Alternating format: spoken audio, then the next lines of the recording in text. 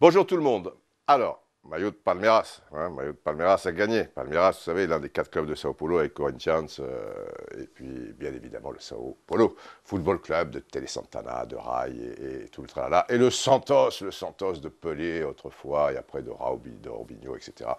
Aujourd'hui de Neymar. Voilà, pour les 4 clubs Paulista.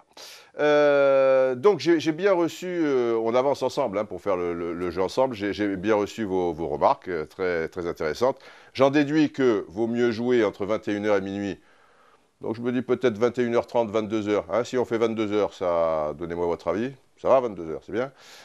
Effectivement, il peut y avoir la Ligue des Champions en face, ou des matchs de championnat, ou des choses comme ça. Donc, comme il y aura 2 maillots à gagner par semaine, et je pense que c'est bien que ce soit chaque fois le même jour, parce que si un jour c'est le mardi, un jour c'est le mercredi, un jour, bon, vous allez un peu vous y perdre. Et donc, je propose, vous allez me dire si vous êtes OK, le lundi, parce que le lundi, bon, il n'y a pas de Ligue des Champions à ma connaissance, machin, le match de Ligue 2, bon, bref, le lundi et le jeudi. Comme ça fait 3 jours d'intervalle, on a le temps de se refaire la cerise.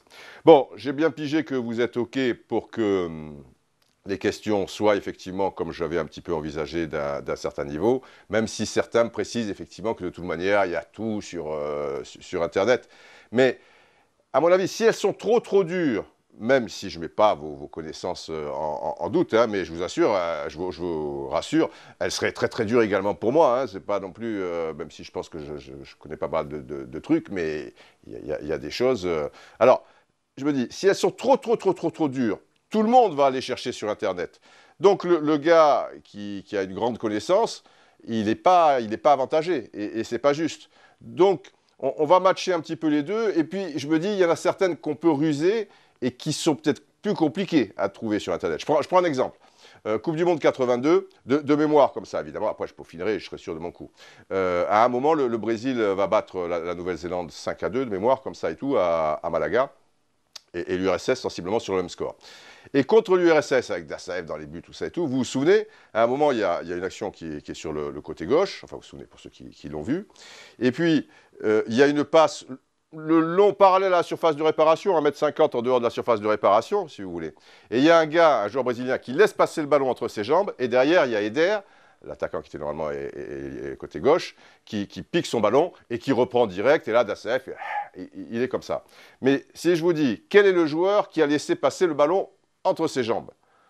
Ça, sur Internet, ma foi, ça risque de prendre du temps. Alors que le mec, il sait, il dit, Socrates, le docteur, boum, terminé. Vous voyez ce que je veux dire? Donc, toujours pareil dans cette Coupe du Monde 82. Alors, je suis d'accord aussi, bonne remarque, on va faire en sorte de poser des questions de toutes les époques.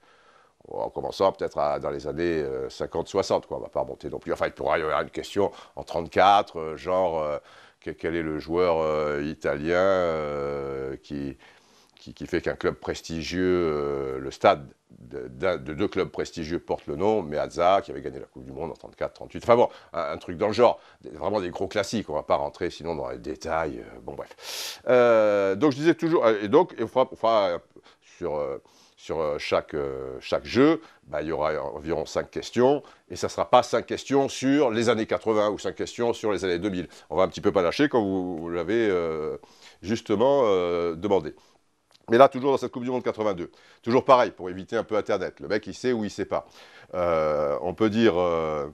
c'était de mémoire, alors en plus j'ai commenté ce match-là, c'est la mémoire qui flanche, mais je pense que c'était Espagne-Yougoslavie. Je ne suis pas sûr que ce soit la Yougoslavie, enfin c'est peut-être le Honduras ou quelque chose comme ça. C'était en tout cas à Valence, ça c'est sûr. Et, mais alors j'aurais vérifié bien évidemment. Et à un moment, il y a un penalty qui est accordé aux Espagnols. Donc je peux demander déjà, sur qui est fait la faute? Bon, ok, le mec il va sur Internet, il voit les joueurs espagnols, mais s'il ne le sait pas, il ne le sait pas, ça va être compliqué de chercher machin. Donc c'est Lopez ou Ufarte. Et la deuxième chose, je dis, qu'est-ce qu'il a de particulier, qu'est-ce qu'elle a de particulière, la faute? Ce qu'il y a de particulier, et là aussi, je sens que je vais éternuer, donc ça c'est très compliqué quand on parle comme ça et tout, et il faut tenir. Ah, là, le truc est passé. C'est comme, vous savez, quand on a un chat dans la gorge, bon, si on a envie de faire pipi, je veux dire, c'est dur, mais on peut tenir. Je vous fais, vous savez que je suis le roi de la digression, je vous fais une petite parenthèse. Une fois, je vais commenter 2 fois, j'ai eu 2 trucs avec le pipi dans des commentaires où là, tu commentes le match, tu parles à des millions de gens, tout ça et tout, et tu peux pas dire bon, je file la parole à mon coéquipier, je vais faire pipi, je reviens. Une fois, c'était avec Jean Rénal, c'était, on va dire, 81, ouais, 81, Steaua Bucarest, Nantes. Alors, c'était pas de la tarte, parce que dans les pays de l'Est, à l'époque, il y avait toujours un mec ouf, qui était à côté de vous, et on était dans une cabine comme ça, et le mec, bon, enfin, je veux dire, genre, je sais pas si c'est un espion et tout, on était toujours un peu conditionné avec de l'Est, le mec il est là, c'est pas un technicien pour savoir les trucs, comment ça marche, c'est un mec qui était là, boum. Et là, je n'en peux plus, et j'écris à Jean, à côté, pipi, catastrophe, machin, des conneries, bah, bref, bon, même tout en commentant, bien sûr. Et il y avait une bouteille de coca, pour ne pas la citer, et moi, en plus, j'étais à côté de l'espion, là, enfin, du mec, là, un truc et tout. Et là, j'ai sorti le truc. Bon, j'étais un peu foufou parce que 81, j'avais quoi, un poil plus de 20 ans, tout ça et tout. Et j'ai dit, bon, désolé, hop, j'ai sorti ma bébête, j'ai fait pipi dans la bouteille de coca, j'ai mis ça par terre, bon, bref. Délicat. Deuxième chose, délicat. Vous connaissez les Américains. À San Francisco, Brésil, bon, c'est une longue digression, mais on va revenir au jeu. Brésil, États-Unis. Vous vous souvenez, le 1-0. Non, Brésil-Cameroun. But trop Mario, tout ça et tout. Mais c'est la même chose, c'était à San Francisco, les deux machins. Là aussi, envie de pipi, l'enfer. Fin de première mi-temps. Je n'en peux plus. Je dis, il faut tenir la mi-temps, il faut tenir la mi-temps, il faut tenir la mi-temps. Ok, bon. Je tiens la mi-temps. Et quand il y a la mi-temps, alors on garde un peu l'antenne, après, il y a la pub. Je file, j'enjambe, et je vais dans les toilettes. Normalement, il y a des toilettes qui sont réservées à la presse. Mais là, ce n'était pas le cas. Donc, j'y vais, et là, il y a une queue d'enfer, parce que c'était des toilettes qui étaient accessibles à tous les spectateurs. Tout le monde a envie de faire pipi, machin, truc. Je reviens, on reprend l'antenne, et là, je suis mort. Et j'en peux plus. Je sais bien que je ne vais pas tenir 45 minutes la deuxième mi-temps. Donc là, et là, toujours pareil. Coca-Cola, ça sert. Enfin, ça te donne envie de pisser aussi, c'est ça le problème. Là, c'était des verres de Coca-Cola. C'était pas... à Bucarest, c'était une bouteille. Et là, c'était un gros verre comme ça. Plus pratique pour sortir la bébête. Parce que vous imaginez, avec la bouteille, forcément, c'est parti un peu dans tout le... Bon, bref, je ne veux pas rentrer dans les détails.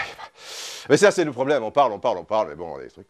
Et là, mais là, aux États-Unis, j'aime autant vous dire que si on vous prend en train d'uriner nana, alors que vous êtes dans la tribune de presse, tout ça, et sortir la bébête, ah bah là, ils vous mettent les menottes tout de suite derrière, truc, vous allez au poste, la deuxième mi-temps, pipi ou pas, vous allez faire pipi sur vous, hein, ça c'est clair. Et je dis à mon assistante, on avait de la chance parce que, évidemment, il y a plusieurs niveaux, tribune de presse. Et là, on était au plus haut. Et derrière nous, il y avait les mecs avec leur petit truc champagne, tout ça et tout, de la FIFA, mais assez en retrait, donc pas de problème. Le seul truc, c'est que, comme il y avait des gars un peu de la sécurité, du machin, qui vont, qui viennent, donc il fallait regarder vers le bas, vous pouvez arriver le danger. Et je dis à notre assistante, je dis, écoute, mets-toi là, comme ça, bouge pas, truc. Pendant ce temps, Kanto l'a commenté. Pas facile, parce que Kanto, pendant 3 minutes, commenter, c'est lui demander le bout du monde, quoi. Avant, il me regarde, bon, truc. J'ai dit, truc et tout. Et là, truc. Voilà les deux histoires de pipi. Donc le problème dans les directs machin, c'est le pipi, mais ça en général on peut gérer, sauf si vous commentez sur machin. C'est le chat dans la gorge, parce que vous le sentez arriver le chat dans la gorge, il faut tenir, et c'est l'éternuement. Je suis comme les chats d'ailleurs, je reviens toujours sur les pattes, parce qu'à la base, ce truc-là est parti de l'éternuement, et je sentais que j'allais éternuer, et là j'ai tenu bon. Bref, donc vous avez compris, Lopez Huerta, et je reviens au penalty, j'ai dit quelle particularité il a ce penalty, ça peut être une question. Et là pour trouver sur internet, ok, l'Espagne, ils vont faire un partout contre ce match, ok, il y a penalty, machin, et bien la particularité, c'est que la faute a été commise à 1,50 m en dehors de la surface de réparation. Enfin, ça se jouait en Espagne à l'époque, vous voyez ce que je veux dire. Voilà un petit peu l'idée, 21h30. Donc, donnez-moi un peu votre avis sur tout ça. Vous avez vu ce que j'ai mis là, derrière? Brésil, Coupe du Monde 70. Cette affiche, cette petite affiche-là, qui était dans ma chambre étant gosse, elle date de 71, donc peu de temps après la Coupe du Monde 70. J'avais pu la récupérer dans une poubelle de machin pas loin d'un magasin de sport qui s'appelait Bergia à l'époque. C'était dans le vieux Cannes au Suquet, petit pétage. Je suis tombé là-dessus. Alors j'ai pris le truc et tout. Et donc, elle date de 71. Ça veut dire qu'elle a 40 ans, cette putain d'affiche. Mais quelle affiche! Et je l'ai toujours précieusement gardée, évidemment. Alors, elle est dans un état un petit peu machin, mais j'y tiens comme la prunelle de mes yeux. Alors.